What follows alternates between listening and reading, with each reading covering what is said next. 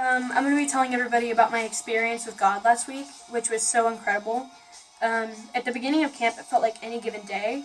Even though I saw the most beautiful scenery that I had to go without for an entire year, it just like felt so normal, and all I wanted to do is go back at home with my bros and dab and say, "Hey, that's pretty good," and listen to Nirvana.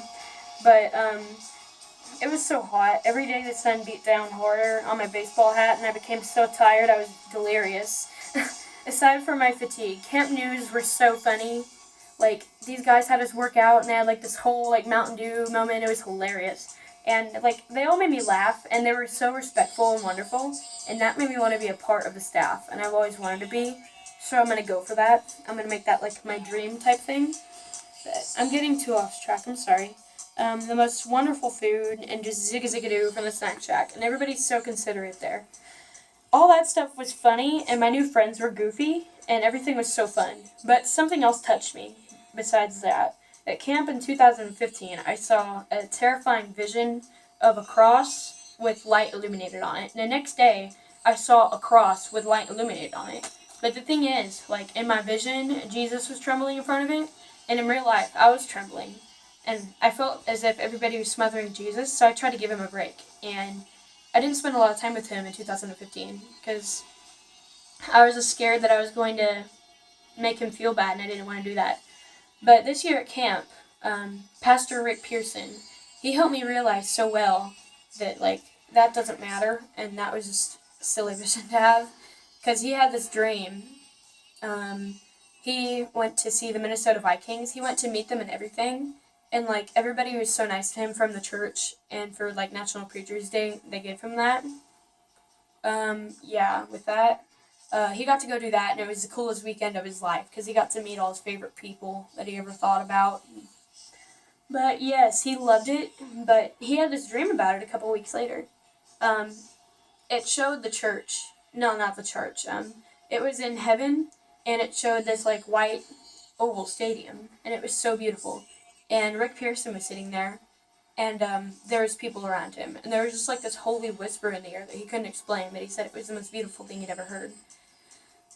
And he like heard his name on the speakers. It was like Rick Pearson, Rick Pearson, and he heard that, and he like knew it.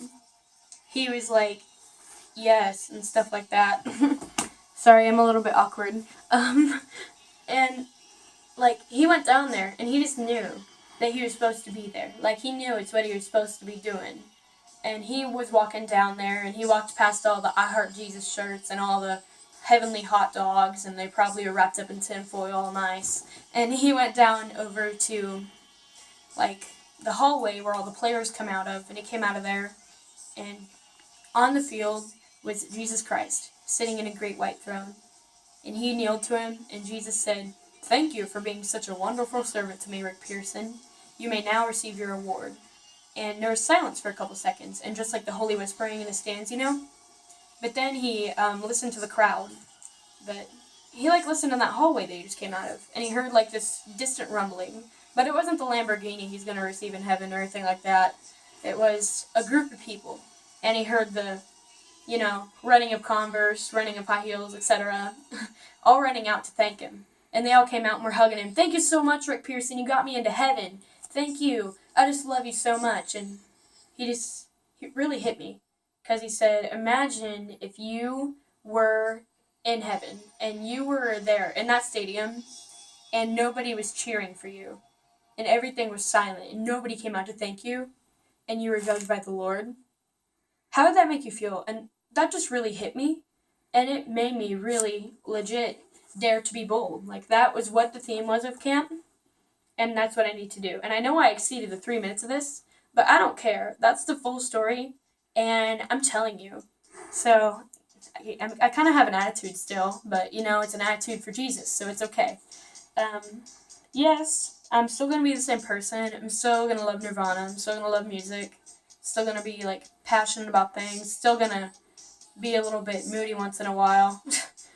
Still gonna goof around, but I'm gonna have Jesus by me the whole time, and I'm gonna know it, and it's going to feel great.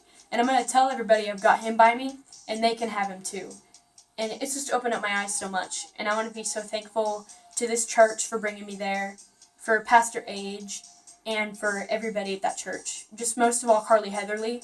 She's such an inspiration to me. She speaks to me about like my life problems that I have, which have been very bad lately. And she just helps me feel better about myself a lot. And she's just so amazing. And I just want to like thank God for her and all that stuff. And just like I'm so glad that I get to go for it and change the world now. I'm sorry I exceeded your 3 minutes, but I hope I've told you something. Goodbye.